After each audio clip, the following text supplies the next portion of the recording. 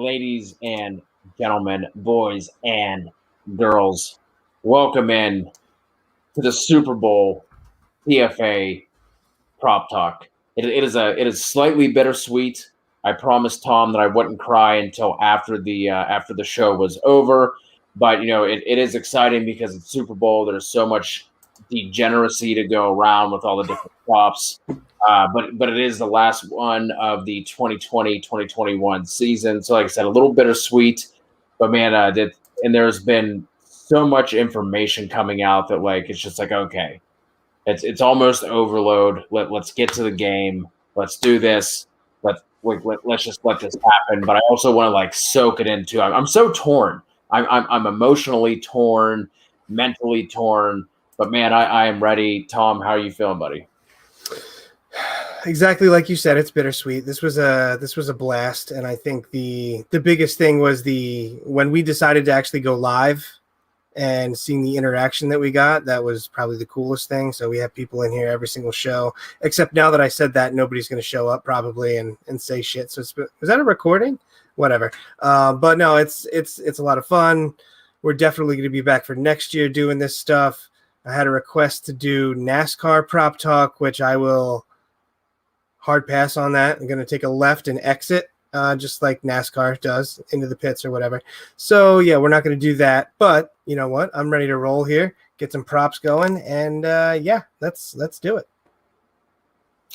Well, that is I'm going to put you on the floor first. I'm going to give you the first go ahead here. You were kind enough to let me go first for a while. It was working out well, but I'm one of those like superstitious sports people. And I'm back in that 1-3 funk that I had finally broken out of. But for the past 2 weeks, I've just had some bad beats. But anyway, we're not here to talk about that. We're here to talk about the props, make the folks some money. So, Tom, lead it off. Tell me one of your favorite props for the Super Bowl. So my absolute favorite prop for the Super Bowl is Tyreek going over 27.5 yards for his longest reception. I've been telling people that for a while. Luckily, the odds for a lot of these things did not move for 2 weeks. Looks like they properly placed them. So that's at minus 137. I also like him over 95.5. And I also have a bet for Tyreek and Mike Evans to score a touchdown. That's at plus 240. But my favorite one is the 27.5. We're going to talk about it plenty because they played each other in week 12. But Tyreek went off. Obviously, we know that. I don't expect 13 for 269 and 3 touchdowns. I don't think Tyreek did either, but he did, so whatever. I don't exactly think Tampa has found a formula to slow him down. I still like a 100-yard game and a touchdown. Not positive about the receptions. That's at 7.5 and sitting at plus money. I think it'll filter down a little bit to Kelsey, which I'll get into as well, because they're going to try and play a little bit deeper just to contain him. But at the same time, he's been absolutely unstoppable. In that game, he had 3 receptions over 27.5 yards. He had 2 last week against Buffalo over that. He's had catches over 27.5 yards in 5 of his 7 last games. And to be honest, if you've been watching football, Tyreek has only been getting better down the stretch, which is absolutely insane. That second bet over, it was at 92.5, moved up to 95.5. Self-explanatory as well. He's beat that number in both playoff games so far. Destroyed it against Tampa. In the Super Bowl last year, he went 9 for 105. I believe he had 16 targets last year against San Francisco. You know, big players play big in big games, and that's what he is. So, and as for the parlay, Tyreek and Evans had a combined 5 touchdowns in week 12. Tyreek had 3, Evans had 2. I don't love Evans' receiving yards. All of his lines seem really shady to me. It's like 60 yards or 60 and a half receiving yards, and then it's minus 106. So that should be slanted a little bit more, but I do like him to score a touchdown. If you don't like Tyreek to score, feel free to swap out Kelsey if you really like, but I like that player prop parlay there that DraftKings has going. There's the thing that's awesome and also overwhelming about the Super Bowl is there's just so like there are so many that like I heard people talking about, but then I'm going around trying to find it and trying to figure out what site are they getting that from and everything else. So there's so many different ways and different boosts and parlays and different packages that they're offering for these props. So that's one that I like as well. The one that I like the most, since that's how we're going to be going through these tonight, it seems, is Patrick Mahomes over 40.5 passing attempts. He had 49 in their meeting earlier this year. He's gone over this number 9 times over the course of the season, including the playoffs. And while Tampa Bay's secondary has kind of been like up and down, it looked like they were like a lockdown group at the beginning of the year, then they kind of fell out, and they just been kind of going a little all over the place and been inconsistent. Their run defense has been absolutely dominant and ridiculous all season long. You're looking at the first overall rush DVOA defense. They've allowed the fewest rushing yards, fewest yards per carry, and their rushing yards allowed per game is a full 10 yards fewer than the next closest, which was Indy. I think Indy was at like 90.4 and Tampa Bay was at like 80.6. So like you're talking about a 10-yard difference per game. So all this is just adding up to Mahomes just dropping back. Like I think they kind of go what the Ravens did, or no, what the Bills did against the Ravens, where they were just like, we're not even going to try and fucking run the ball. We're just going to drop back the entire time. And I think that's what we're going to see. And then with that 49 attempts that Mahomes had earlier in the year, let's not forget they jumped out to a 17-0 lead in the first quarter, and he still had 49 attempts. So, yeah, no, I like that as well. So I was going to talk about something else, but since you just led into that, I guess I'll transition right over to Tom Brady over 295.5 passing yards. That's at minus 118. He's going to have to throw. We know that. He's only gotten better as the season goes on. He starts really slow in Super Bowls, so they're going to have to play some catch up. Tom Brady has a combined 3 points in Super Bowls in the first quarter in 9 games. That's the most insane stat I think I've seen about Tom Brady in Super Bowls ever. Which brings me to another bet. I really like the Chiefs to win that first quarter because they're going to start slow. So Brady had 345 yards against KC in Week 12. He's beat that 295.5 in 5 of his 8 last games. I like the attempts, just like you said. I like it for both of them. Brady's 39.5. They both actually surpassed that number 9 times this year, so that's a pretty good stat to have there. 2 playoff games, he's been under both times, 39.5, but he wasn't playing the Chiefs. They were playing with leads. They're not going to run the ball 24 or 35 times like they have so far. I just don't see it happening. So, yeah, I like Brady 295.5 because they're going to have to throw, and Brady has been on fire. I hope we get what we think that we're getting out of this game. Like, I hope it's not one of these ones, because I think this is the highest over-under in Super Bowl history as well. So I'm hoping that we get, like, just all of the all the air raid, all the passing attempts that we can handle. Speaking of, let me go to the running backs. I'm going to go Ronald Jones over 37.5 rushing yards. Hasn't been on Tampa's injury report. Clearly the most explosive back that Tampa has, even though Fournette's been getting the majority of the run over the past couple of weeks. Kansas City's vulnerability on defense is clearly in the rushing game. I was talking about how Tampa Bay's rush defense is first in rush DVOA. KC is second to last in rush DVOA. Obviously, what would make sense to us is that you want to try and keep Pat Mahomes off the field. Now, obviously, coaches, A, don't always do that, and B, it doesn't always turn out to be that way. If they jump out to a 17-0 lead again, not going to be able to do it. But even with Rojo being banged up over the last couple of weeks, the last time that he saw fewer than 10 rushing attempts was back in Week 12, which just happened to be against the Chiefs. And he had 9 rushes and still went for 66 yards, so averaged over 7 yards per carry. Only sitting at 37.5. I mean, I think his line right now is at 8.5. It is. I was going to ask what you like better.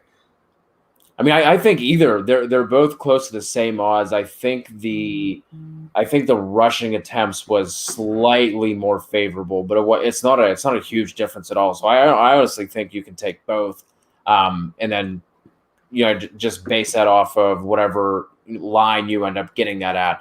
But I think as long as he gets, even if he only gets 6 attempts, which I don't think that's going to be the case, but he could still hit this, you know what I mean, and 7 rushes on just a handful of attempts. So, like I said, I'm expecting a bunch of passing, but I do think that Rojo could still get there because I don't think that Tampa Bay has been relatively balanced all season long, but so even if they do have to kind of jump into a pass heavier script, I still think that Rojo and Fournette are going to be involved enough that Rojo can hit this 37.5 rushing yard line. Yeah, and Casey might also be playing a little bit soft too, so there's going to be yards to be had. I don't think they're going to be throwing or rushing the ball 20 times necessarily, but he doesn't have to do that to hit that number, which is pretty nice. So my last official, not bonus bet, so to speak, is going to be Travis Kelce over 8.5 yards. That's sitting at plus 110. So it's a plus money because he hasn't really hit over 8 many weeks. So if they somehow keep Tyreek from going off, Kelce's going to get a ton of underneath work and stretch the field. He's actually got the highest over-under for receiving yards, which is almost at 100 yards. So I think he's going to get the volume there as well. Both could hit, but I actually like this as an insurance policy, so to speak. Kelce had 8 receptions in their first matchup. He's coming off a 13 reception game. I believe he had 9 receptions in the first quarter, Cody, last week. Numbers high, but it's reflected in the odds, but I like it enough to take a risk. Again, this is definite insurance here in case they try and, well, they're going to try, obviously. They're just not going to succeed. Keep Tyreek in check there. Tyreek or Kelce will hit. I think they both can hit. I don't think neither of them hit. So that's why I like that there for Kelce, just as some insurance, so to speak. Yeah, I think it's going to be relatively concentrated between those two, and then some other guys sprinkled in. And one of those other guys, I cannot not talk about my guy. The last prop talk for the year. Have to bring in Sammy Super Bowl motherfucking Watkins, the Lizard King, for one of my last official pick here. Over hashtag 3 brand. Yes, always hashtag for the brand. Over 3.5 receptions is sitting at plus 107 right now on DK. Again, I have to stay on brand, but there are some, I do have some things to go along with this to help me out in my argument. In his 5 playoff games with Kansas City, he's been under 4 receptions just once.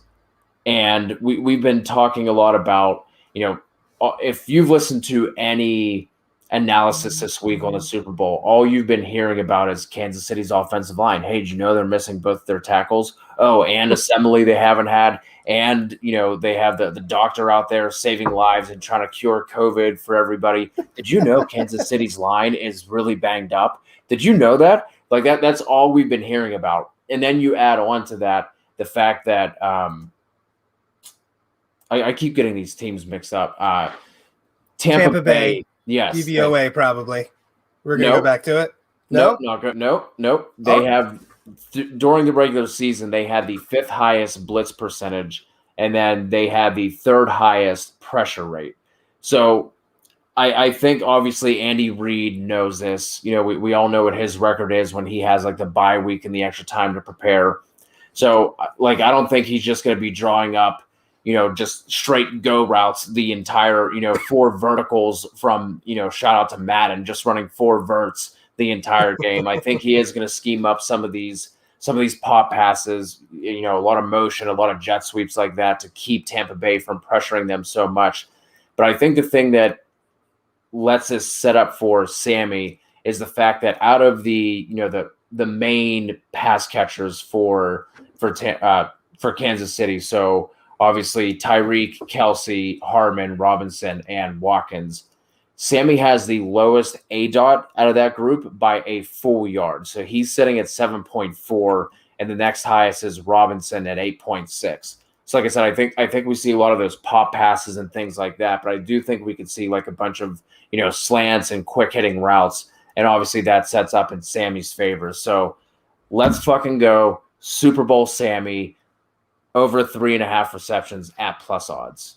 Yeah, I think Tyreek and Kelsey had close to 40% of the target share in that first game against Tampa, which is pretty bonkers. But, I think Sammy can get some work. My last little thing, if you like the Chiefs to win and you like Kelsey and Tyreek's over for receiving yards, DK is a parlay for either to go over 100 yards. So Tyreek is sitting at plus 200, Kelsey's sitting at plus 190. So as opposed to getting them both at minus 112, you can get them at 200 or 190. There's a little bit more risk because you need Kansas City to win. But if you think that's going to happen, just throw some money down on that, and you have some better odds, and it's kind of like your own little boost. Yeah. Were there any other ones you wanted to rattle off that you like? No, I was looking at some of the matchups in the crossover sports. I sent them to you earlier. It was like Claude Giroux to get more shots than Mahomes touchdowns, and there's some fun ones in there. And I started going through, and the way DraftKings did it, they're actually really close to everything. It was like Mahomes completions, or like Bradley Beal or some shit having like total points, rebounds and assists, and they're averaging 26.5 points. It's actually insane. So check out some of the crossovers. They're pretty neat. I really like the longest reception one for Tyreek. I like it for Mecole, even though he might have like 2 or 3. Mecole's receiving yardage isn't that much as well. It's over 28.5. What are the other ones? The longest rush, a player's longest rush, I'm sorry, for Rojo to be over 12.5 is interesting as well. And the one I actually like more is Patrick Mahomes over 10.5. That's an interesting one because he might have to scramble because of that line, just like you said. So he might wind up with a scramble over 10.5 yards. It's not going to be a designed run, but he'll have that old man shuffle out there just trying to pick up the first down and survive. Survive. Mm-hmm. Yeah, the ones that I'll throw out here, and then we'll kind of we'll go through this chat. Shout out to Jay, love the stream. We got Tan rocking with us. We have the TFA CEO Kevin Steele in the chat, basically just saying disagreeing with everything that I'm saying, on brand for Kev. It hasn't disagreed with me though, so that's pretty interesting. But I have talked very nicely about Kansas City, so he doesn't really have anything to disagree with it. And I did talk about Rojo, and he's a Rojo hater, as most of us are, other than Robbie. Robbie's the only Rojo stan I think that is still remaining. But the other ones that I like, Scotty Miller over 20.5 receiving yards. I think that one's sitting at plus money. He's obviously been their big play / deep threat guy all season. His ADOT is 15.1. And the next closest is Mike Evans at 11.9. So he could literally hit this in one play. His receptions were plus 1.5 at plus money as well. And then I went and started looking at his game log, and since week 14, he has only gone over 1.5 receptions twice. So I'm gonna stick with the. I was like, oh yeah, obviously, like, duh. I thought the same thing, and then I looked at it. I was like, oh, really? Nope. He just has the one catch a game where it's like, oh wow, Scotty's here. Hello. Yeah. Scotty prop. But if we're expecting Tampa Bay to be trailing, I do like this one because, like I said, he does seem to be the big play threat kind of guy. We saw that over the past couple of weeks. I think he's gone over this in both of the last 2 playoff games. The other one I like a lot better on FanDuel, and that is Tyreek Hill to have the most receiving yards just across the game. That is sitting at plus 330 on FanDuel. I really like that. and it's a plus 200 on DK, so it's still nice. But that plus 330, if you can get that on FanDuel, obviously you like that a lot better. And then the last one before we just kind of start jumping into the chat, a Gronk anytime TD is at plus 180. If you've been paying attention to the practice reports, Cam Brate has been dealing with that back injury. He went, I don't think he practiced on Wednesday. Thursday he got in limited, and then Friday he was DNP. So even if he does play, probably not going to be as involved. And I'm pretty sure that Gronk has run more routes than Cam Brate over the playoffs, over the past couple of weeks. So that is another one I like. And even though Gronk hasn't really been filling the stat sheet, there's been a couple of those plays that have just been outside of his reach that they just haven't, just barely haven't connected on. So an anytime TD for Gronk. And then you also have KC giving up during the regular season anyway, the 8th most catches, the 5th most yards, and the 7th most touchdowns to tight end. So I do like Gronk to find the end zone. Yeah, so going back to that, if you can bet fantasy points, it's going to depend on your state. Gronk is at 7.5 fantasy points. So if he gets that touchdown, he's basically going to get it because it's right. A PPR setting. And Gronk went 6 for 106 against Tampa in the first matchup. So I like that. They're factoring in that Cameron Brate has been playing better as far as getting, the volume or the touchdown or whatever than Gronk. But it's not unlike, Brady and Gronk to save it for the Super Bowl. So if they get down near the end zone and Gronk gets a touchdown, you're going to hit that 7.5. Yeah, that one seems a little low. Yeah. Are you going to be doing anything with I'm personally not, but the coin toss, anything like that? Jay's in the chat says he likes the opening kickoff to not be a touchback. I'll be honest, I haven't even looked at any kickoff props, but that is the beautiful thing about the Super Bowl. It's literally anything you can imagine, you can basically bet on. Yeah, I do like the Gatorade to be orange. It was last year. That's chalk. That has already been talked about in the chat as well. Yep, that's plus 125. I'm making my wife pick a bet, and I basically said, "Hey, what about the Gatorade?" She's like, "Oh, that's fun. What are the options?" And I gave her the options, and I think she said blue, and I said, "What about orange?" Oh. But blue's plus 700, so I might put $10 on it or whatever, and that's kind of fun. Always fun to pick a fat guy TD. Yes. Sorry, before I forget, well, I'm glad you said that. Another one I like that kind of goes along, not necessarily with the fat guy TD, but players to attempt a pass. Yes, I was getting there. All right, son of a bitch. Go ahead. No, go ahead. I'm just saying I agree with you. It's plus 155 on DraftKings. I like a trick play. Go on. I mean, this year alone, you had Sammy, Kelsey, and Kansas City's punter all have a pass attempt. And if you're feeling, even a little froggier, you can do over 2.5 for a completion. And I think that bumps up to plus 210, I think is what I saw. So you can either go for the attempt at plus 150 or the completion at, like I said, I think it was at plus 210. And I do like that one. Obviously, Andy Reid with the extra time, it always seems like in the Super Bowl we have some kind of, attempt at least at a trick play. Hopefully Arians comes up with something a little aggressive and fun like that too. But I do like over 2.5 players to attempt a pass. Yeah. One other one that's kind of intriguing is the total punts over 6.5. So, if you're looking into kickers and you think punters are actually real people, then put some money on them. I'm not personally, but I thought that was interesting. All right. So the Tan was in the chat. What about the national anthem? Always a fun one to, throw a couple bucks on, to kind of just kick things off for the night. we have the true inside information coming here from Kevin. The rehearsal was timed and it went 2:18. So that would obviously hit the over on the 2 minutes. I mean, we have Jay in here talking about, it's a group going to be harmonizing.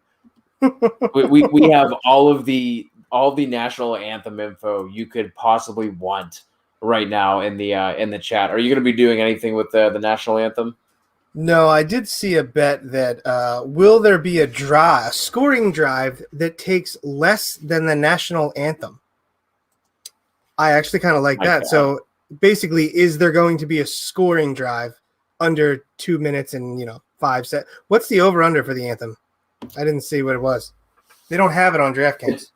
It's normally around 2 minutes. Right, 203, 204, if what I remember correctly. So the 218 number, that's hitting the over, but that's a 2 minute drill. Is somebody going to score? No, they don't have it. It's bullshit. All right, national anthem. Any scoring drive to take less than the singing of the national anthem is actually minus 335. So it doesn't pay off very well, but it's still a cool one because you're like, all right, 2 minutes. Okay, why not?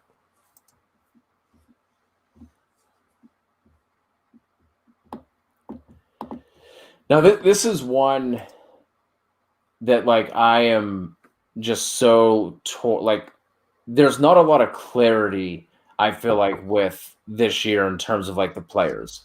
You know what I mean? Like outside of the quarterbacks, I think, all the other position groups are kind of or they're just kind of, spread out. You know what I mean? There's no, okay, this, this is going to hit. Kev is in here talking about Clyde week. I think, it wouldn't surprise me in the least for Andy Reid to come out and just, feature Clyde Edwards-Helaire the way that he was at LSU. Even during the regular season, we didn't see Clyde used too much in the passing game. It wouldn't surprise me in the least if Clyde came out and had fucking 8 targets on screens, you know what I mean? Because we were talking about with the pressure and everything. But he just goes all Weapon X, oh wait, this is what you guys were bitching about. Here we go. So I just don't have a great feel on this whatsoever. Let me so you kind of feel the same way on it. Yeah, because so a lot of these bets I like to back up with stats, analytics, whatever, trends, and I can't get behind it just because I feel like that's such a coin toss. I don't know which way to go. It could go over, could go under, it doesn't matter. So typically I try and stay away from stuff like that, especially when you bring up how good they are against the rush. So I don't know. The rushing and receiving number for him. His rushing yards is 30.5. His receiving yards are 15.5. Yeah, and his total is 48.5. And his receptions is at 2.5 at plus 107. Right. I think if I were to take anything, I'd probably take the receptions. But I don't feel great about that either. But again, it wouldn't surprise me if Andy Reid comes out and he's like, I've literally been holding on to this the entire year. Here comes LSU level Clyde. Right. But then it's like, oh, hey, what? This is literally exactly how I've used him the entire year. Because he is what he is. I wish I felt better about that to put some money on it. But it's literally just a gut call and wouldn't surprise me if I just don't I can't sit here and say, well, he had this many games with 3 or more receptions because he just wasn't used that way. Imagine if they took Jonathan Taylor or Cam Akers instead. Would they? I mean, they comped him. They comped him to your boy Westbrook, though. I know, but at the same time, I didn't see that. I didn't see that, so to speak. I still had him 4th or 5th in talent. I mean, if you had you had Jay or even like Swift in the passing game, because that's what Swift is. Yeah, It's but just Clyde could do that. Clyde can work well in the passing game. They just he could. All the running backs there have been horribly underused. Robbie and I were talking about just the RB usage in the passing game for KC, and it's been horrible. But hey, Kevin, I'm talking about down the stretch there, buddy. So don't even talk. Okay, I don't like it. I appreciate it though. So what do you think about Tan here saying plus 200 for any team to score 40 or more points? last time that happened would be the Eagles against New England, and I don't know when it happened again. Seattle against Denver, maybe. So I don't know. That's plus 200. Jesus, might as well just take the over. It's not even. That's what I was thinking as well. Yeah. Obviously, not getting the plus 200 on and over, but if you think it's going to be Minus 106, yeah. Yeah. Like I said, I think this is the highest over under in Super Bowl history. Like even at 56, like dude, this game could still go 30-24, still be a relatively high scoring game and not hit the over. Well, I would be sad because I took the over. Just because.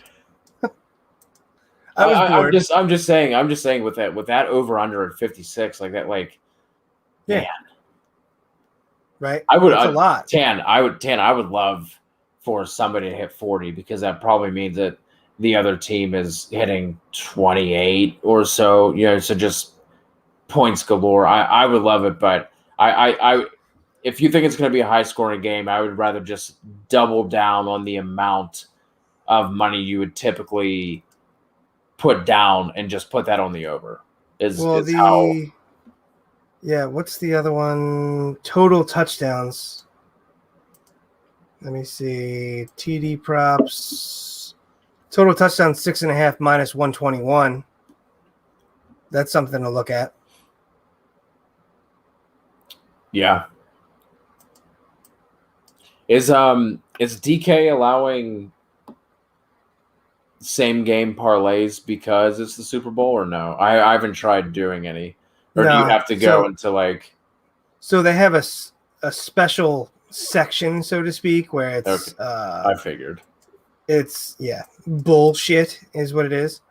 It is player prop parlays, and they have like, okay, will Tyreek and Kelsey get over 100 yards and the Chiefs win?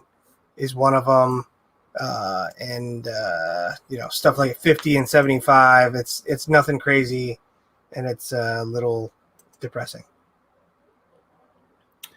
Will there be a safety as a plus 700? Tan's thrown out. What do you think about that one? Sure, put $10 on it. Why not? I don't think it's going to happen, but I don't think we thought the first scoring play in Denver, Seattle was going to be a safety, and that made somebody like $60,000 or some shit. I think with these ones, it all depends on how much money you have to spend. Mm-hmm. Right. Like if you're only going in with, you just want some excitement, and you're only going to put down like $10 or something. Maybe you throw it on something like this. It's a little bit, higher odds, or maybe you kind of, spread it out over 3 smaller bets or something like that. That's kind of how I would treat like these ones that are, it's such high odds, kind of just depending on, what you want to spend and what your, what I would set like a budget, because I think like, like going into this, like we were talking about, there's just so many different things you can bet on. It's just so exciting. And then you're talking about, the coin toss, national anthem, Gatorade. Yeah. I'm doing that. I haven't decided which ones I have, but it's like, okay, I'm going to do like $50, no more than $50 on stupid bullshit, where if I lose it, I'm like, well, whatever. On like some of these higher odd ones. Yeah. So, the Gatorade one, I would include that, because who the hell knows? And just, stupid shit like that. Anthem things. Will there be a draw? That one isn't going to make a lot of money, but, stupid novelty oh, wow, a fat guy scored a touchdown. Stuff like that. So as we start to wrap this one up, what about the Super Bowl MVP? Now we obviously didn't we didn't really talk about this pre-show that I was going to throw this out, but obviously Pat Mahomes sitting at -106 on DraftKings. I'll let you go ahead and pull that up. Is there anybody that you like in terms of longer odds? Obviously the obvious choice is going to be either Brady or Mahomes. Like it kind of always seems to go toward the quarterback. The Like QBs. even with the last oh with with the last one, Mahomes didn't play that great. I honestly thought Damian Williams was going to win it, but it was still Pat Mahomes, still Right. a quarterback, and I agree. he ended up winning that one. Are there any ones like if you're looking at Tan was throwing out +700 for a safety? Are there any of these ones like you like? Well, I could see maybe this. Like, are you going to be putting? You said setting aside $50 for just like bullshit high odd ones. Are there any of these ones that you feel that you might throw some coin on if you're just kind of swinging for the fences? So if you're looking, what did James Harrison get the MVP the year he had that interception touchdown?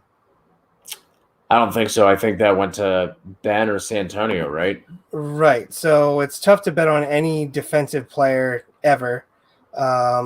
I don't even think Malcolm Butler got the damn MVP that year. I think it was still Brady. So if you're looking, I think you have to stick with the offensive side of the ball. So Mecole's an interesting one because if you wind up, if they do somehow shift everything over to Tyreek and they keep him in check, Mecole's at +5,000 for MVP. I think in that circumstance, it's really tough to take any wide receiver over a quarterback. But Mecole's a decent one because it's 5,000. For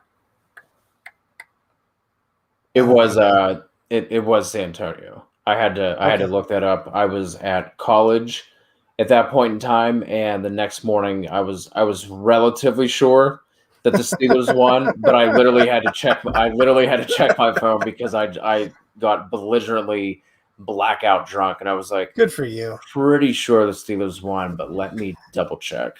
Yeah. So the tough one with this is the running games for both teams they're not going to have like 200-yard rushers just because of the way that the game is Right. going to be set up. So a quarterback is likely going to get it over any wide receiver. If Tyreek has 269 receiving yards again, I mean, you're looking at Tyreek getting the MVP. But they basically, a wide receiver has to have like 200 yards, a couple touchdowns, 150. And even if they do that, if Mahomes goes over 400 or Brady, same thing, then they're probably still going to give it to the quarterback. So the quarterbacks are the safer bets. Maybe just put some money on both quarterbacks and just if crazy shit happens, then it does. Yeah, the MVP from the losing team. I just saw this is at +5,000 on DK. I think if I were going to choose somebody else, I think I would just stick to Tyreek or Kelsey. I mean, Tyreek sitting at +1,200, Kelsey sitting at +1,300. I could see a scenario in my head, like you said, if Tyreek just goes nuclear, like if Kelsey just goes out and he goes 10 160 and something like that. Like obviously Mahomes is going to be the one who's throwing the ball to him. Or like if we have one of those you're talking about over 2.5 players to make a pass attempt, like if for some crazy way like Kelsey's pass goes for a touchdown or something like that. I don't see. I personally wouldn't go to like you were talking about with the defensive side of the ball. That one just seems to be rare. But again, at +1,200, +1,300 for Hill and Kelsey, those are long enough odds that if you throw, $10 on it or whatever, and one of those hit, like you're still going to be really happy with that. Yep, no doubt. All right, man. Well, I think unfortunately that wraps it up. Yeah, here we go with Kev talking about NASCAR. I love the $10, but oh man. I'm going to have to So you basically have to pay my hospital bill because my wife's going to throw a fucking frying pan at my head if I start having to do NASCAR props. That actually might be worth it for Kev. I think as much as Kev has been jumping in and supporting us, hitting us with that $10 super chat. We appreciate the kind words and the support and the money you've been throwing at us, Kev. We're still not going to send you nudes, but I think Kev just wants to. I think Kev wants a prop talk show, and it seems like NASCAR is going to be his way. So I guess if you're watching this and you're interested in NASCAR DFS, drop a comment. If you've been rocking with us all year, obviously Tan. Well, I don't know where the fuck Walito is. Walito's normally in here blowing up the chat with 15 props. Walito, I don't know what's going on. Look at this. Fucking Tan coming through. Oh man, hitting us with the $5 super chat. We appreciate all you guys. This has been a lot of fun. Tom put the tweet out before we went live, just saying that we did these for I don't know what, like maybe 4 weeks before we went live, something like that. And then the one night we were just like, you know what? Why don't we do this live next time? And like the first couple weeks, we got some start set questions, but then you guys showed up in a big way, and it was so much fun whenever you guys were coming through and throwing out props to us and talking about what you took last week and what you're looking at this week and throwing out ideas to us and just bouncing things off one another. So it's been a lot of fun. Please hit us with a thumbs up. Yes, Tan, we hit that 1K mark, sitting at 1060, I think right now. So gonna on to bigger and better things. The content is not gonna stop. We have a shit ton of Dynasty content coming out. Tom and Robbie doing the TFA Dino Show. You can find that on all the major podcast platforms. Obviously, we're putting out a bunch of rookie profiles. I have done Michael Carter and Kylan Hill so far. Kev has been jumping in as well. He's done Kyle Pitts and Javonte Williams. I know he has Jamar Chase on the way. We've had some other guys jumping in and doing them as well. Obviously, the Dino 101 videos. We just dropped one this morning, or I guess late last night, and that one's been doing pretty well. Just kind of going over the basics of Dynasty. I know we've had a bunch of people reaching out and saying that like they're interested in Dynasty, they're thinking about joining one. So make sure you check those out if you're new to Dynasty. There's just going to be a lot coming out. Oh, and then best ball content as well. Going to be doing some best ball content. So although Prop Talk is going on a couple month pause, that is not going to be the case for the channel as a whole. So make sure you guys subscribe, hit us with a thumbs up. We really do appreciate it. And yes, Tan, if you didn't see this, reach out to us. We've been trying to give you a shirt, man. We want to, we appreciate your support. When I was going back and looking at the subs for the jerseys we were giving away, Tan was one of our very first subs to the channel when Kev started the channel a couple years ago. So Tan has been an OG supporter. He always comes through. So Tan, hit us up. If you're on any of those social media platforms, you can find us, or the Fantasy Authority 1 at Gmail. Reach out to us. We want to send you a shirt. So if you guys have any comments, anything you want to see from us, anything you want us to do more, anything like that, please drop them in the video, or you can head over to our community tab, drop a comment on one of the posts over there. So going to be a lot of stuff coming out. We appreciate all you guys. It's been a lot of fun. And this is not goodbye. It's I'll see you later. I'll see you later, boys. Next season, more money. Let's go. Enjoy the Super Bowl. Hit us up if make sure you follow us on Twitter. We might be putting some more stuff out. You can find me at CKutzerFF. You can find Tom at Dynasty Infidel. Hope you guys enjoy the Super Bowl and come back. Actually, if you're watching this after the Super Bowl is over, please come back to this video, drop a comment, and let us know how you did on your props. We would love to hear how this went for all of you. So Until next time, like I said, not goodbye. I'll see you later. Toodles.